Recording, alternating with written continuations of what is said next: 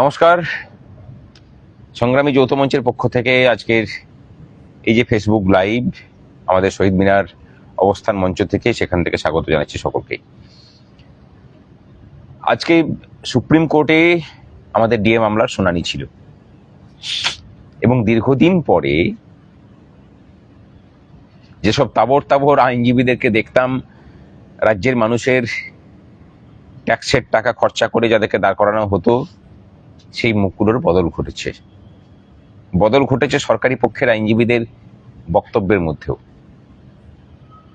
আজকে কেন্দ্রীয় সরকারের যিনি অ্যাটর্নি জেনারেল মাননীয় তুষার মেহতা, তিনি দাঁড়িয়েছিলেন পশ্চিমবঙ্গ রাজ্য সরকারের হয়ে এবং তিনি কর্মচারীদের সাথে রাজ্য সরকারের যে বৈঠক হবার কথা এই মামলাকে কেন্দ্র করে, এই মামলাতে পাওনাগণ্ডা কিভাবে মেটানো হবে সেই বৈঠকের কথা উল্লেখ করেছেন।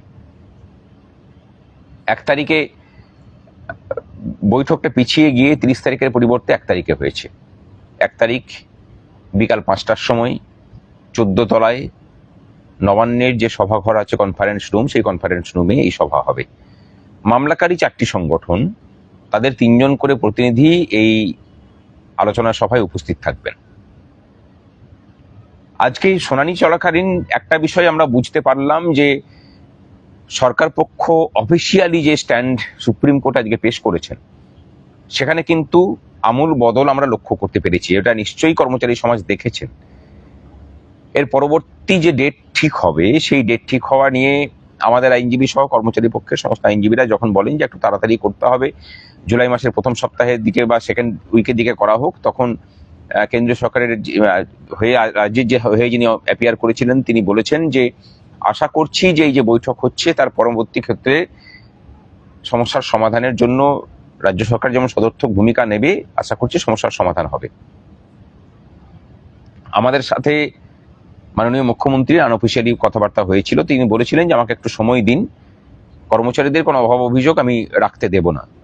এই আন্দোলনের সাথে আমিও সংযুক্ত ছিলাম, আছি, সুতরাং আপনাদের বিষয় সমস্তটাই জানি। আশা করি সমস্যার সমাধান হবে।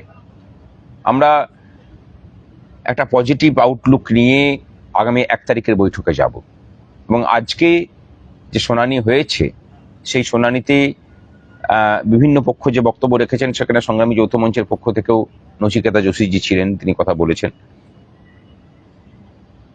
আশা করি যে পরবর্তী ক্ষেত্রে যে শুনানি হবে সেই শুনানির আগে খুব বেশি অভিযোগের জায়গা অন্তত সুপ্রিম কোর্টে কর্মচারী সমাজ যাতে পেশ করতে সুযোগ না পায়, তার বন্দোবস্ত রাজ্য সরকার করবেন।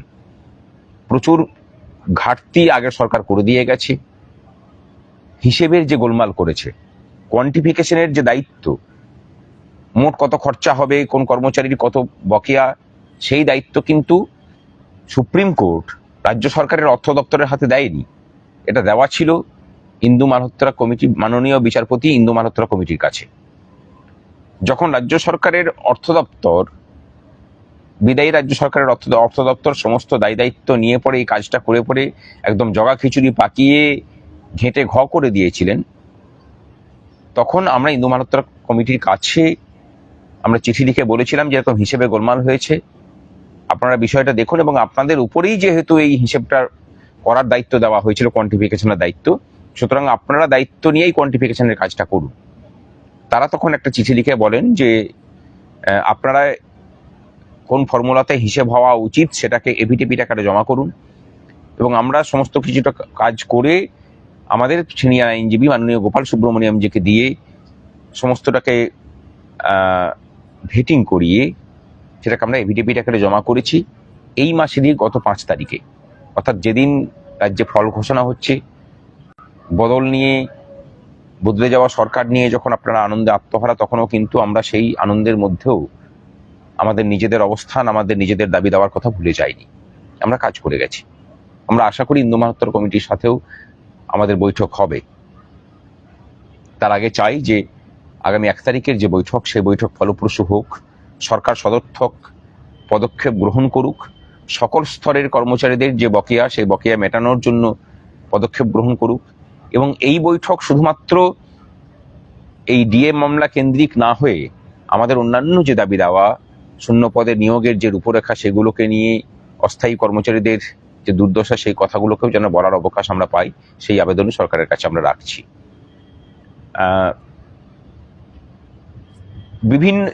বলতে গেলে বিভিন্ন ধরনের কথাবার্তা কর্মচারী সমাজের একটা অংশ করছেন, বলছেন। আমরা জানি তারা কারা, তাদের অবস্থান কি ছিল। এদের অধিকাংশটাই সেই গোত্রে পড়েন যারা চাননি যে আগের সরকারটার বিদায় হোক। মতাদর্শগতভাবে কোন কোন জায়গায় তাদের অবস্থান করছেন সেটা নিয়ে আমরা বলছি না, কিন্তু আপনারা না চাইলেও মানুষ চেয়েছেন, কর্মচারীরাও, অধিকাংশ কর্মচারী চেয়েছেন, কর্মচারী সমাজ চেয়েছে, তাদের পরিবার, তাদের পরিজন, তারা সকলেই চেয়েছেন, এবং আমরা সক্রিয়ভাবে সেটা চেয়েছি।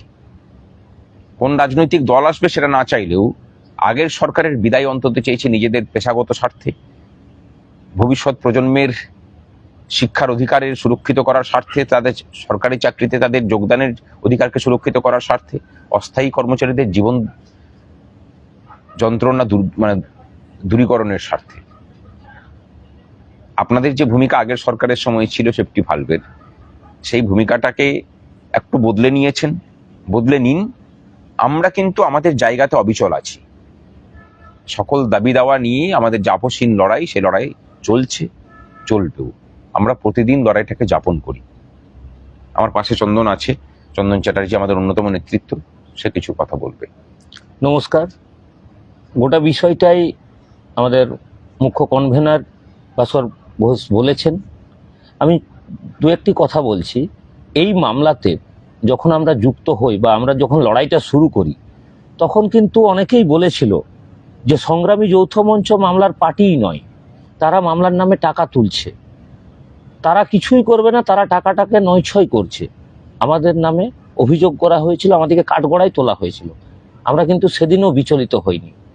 আমাদের ভরসা ছিল সাধারণ কর্মচারীদের ওপর, যারা এই মঞ্চটাকে ভরসা করে।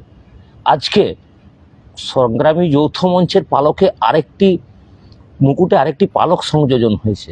আপনারা দেখেছেন ইতিমধ্যেই নবান্ন থেকে যে চিঠি ভাস্কর ঘোষের নামে, সংগ্রামী যৌথ মঞ্চের কনভেনার ভাস্কর ঘোষের নামে চিঠি ইস্যু করা হয়েছে যে আপনারা 1 তারিখে বৈঠকটা চেঞ্জ হচ্ছে, 1 তারিখে বিকেল 5টার সময় নবান্নে আপনাদের 3 জন প্রতিনিধি নিয়ে উপস্থিত থাকবেন। অনেকে যখন মুখ্যমন্ত্রী প্রথম বলেছিলেন যে 4টি সংগঠনকে ডাকা হচ্ছে, তার মধ্যে সংগ্রামী যৌথ মঞ্চের নাম শুনে অনেকেই গেছিলেন, কিন্তু যে সংগ্রামী যৌথ মঞ্চ পার্টি নয়, এখনো সংগ্রামী যৌথ মঞ্চের পিছনে লাগতে চেষ্টা করেছিলেন, যে এরা পার্টি নয়, এদেরকে কেন ডাকা হয়েছে। আজকে রেজিস্টার্ড ভাবে সিলমোহর দিয়েছে সরকার যে সংগ্রামী যৌথ মঞ্চ এই মামলার পার্টি। আমরা ভরসা রাখি সরকার যেভাবে আমরা চেয়েছিলাম কর্মচারী শক্তিটাকে একত্রিত করতে, কোন দল পশ্চিমবঙ্গের ক্ষমতায় থাকবে এটা আমাদের কোনোদিনই লক্ষ্য ছিল না। যে দলই আসবে আমরা তার সরকারি কর্মচারী। আমরা আগামী দিনেও চাই কর্মচারী যে ঐক্য, সেই ঐক্যটা এতটাই প্রতিষ্ঠিত হোক যেন আমরা আমাদের বলে মানুষকে বোঝাতে পারি, সমাজের যে কাজগুলো বাকি রয়েছে সেই কাজগুলো করতে পারি, এবং যে কোনো সরকার কর্মচারীদের ওপর নির্ভরশীল হতে বাধ্য হয়। যারা সমালোচনা করেছিলেন, যারা বিভিন্ন রকমভাবে এই মঞ্চকে গালিগালাজ করেছেন, দুর্নীতির কালি ছিটিয়েছেন, তাদের উদ্দেশ্যে একটা কথাই বলবো, আপনাদের শুভ বুদ্ধির উদয় হোক। সংগ্রামী যৌথ মঞ্চ যে জায়গায় ছিল আজ তার থেকে অনেক মহিরুহে পরিণত হয়েছে, এবং আগামী অদূর ভবিষ্যতে পশ্চিমবঙ্গের বুকে অরাজনৈতিক সর্ববৃহৎ সংগঠন হিসাবে প্রতিষ্ঠিত নিজেকে করবে। আমরা তার জন্য দায়বদ্ধ। আমরা চাই সমস্ত সেক্টরের কর্মচারীরা একত্রিত হয়ে আসুন, এই মঞ্চকে আরো শক্তিশালী করি, কর্মচারীদের দাবি দেওয়াগুলোকে যাতে আমরা বলতে পারি। ডিএ মামলা নিয়ে মুখ্যমন্ত্রী বলেছেন, আমরা কিন্তু নিজেদের থেকেও আমরা বরাবর বলে এসেছি যে অস্থায়ী কর্মচারীদের স্থায়ীকরণ এবং যে শূন্য পদগুলো রয়েছে সেখানে নিয়োগটা করতে হবে। আমরা আশা রাখবো সরকারের কাছে, সরকার বার্তাও পেয়েছি, সরকারের টিভিতে দেখেওছি যে মাননীয় মুখ্যমন্ত্রী প্রত্যেকটি দপ্তর থেকে কত শূন্য পদ রয়েছেন সেগুলোর খোঁজ খবর নিয়েছেন। আমরা আশা রাখবো অস্থায়ী যারা আছে, বিভিন্ন যন্ত্রণায় ভোগ করছে তাদের বেতন কাঠামোটাকে সঠিক করুন এবং তাদের আগামী দিনে যাতে তারাও পশ্চিমবঙ্গের সরকারি কর্মচারী হয়ে এই সরকারটাকে এগিয়ে নিয়ে যেতে একদম ভেতর থেকে কাজটা করতে পারে এই ইচ্ছায় তাদের সেই বেতন কাঠামোটাকে সক্রিয় করুন এবং শূন্য পদগুলোকে নিয়োগ করুন। আর সমস্ত কর্মচারীর কাছে হাত জোড় করে একটাই আবেদন করব, সংগ্রামী যৌথ মঞ্চের সাথে যুক্ত হন, ভরসা রাখুন আগামী দিনে লড়াই কিন্তু এই সংগ্রামী যৌথ মঞ্চই করবে কর্মচারীদের স্বার্থে। শুভরাত্রি। শুভরাত্রি।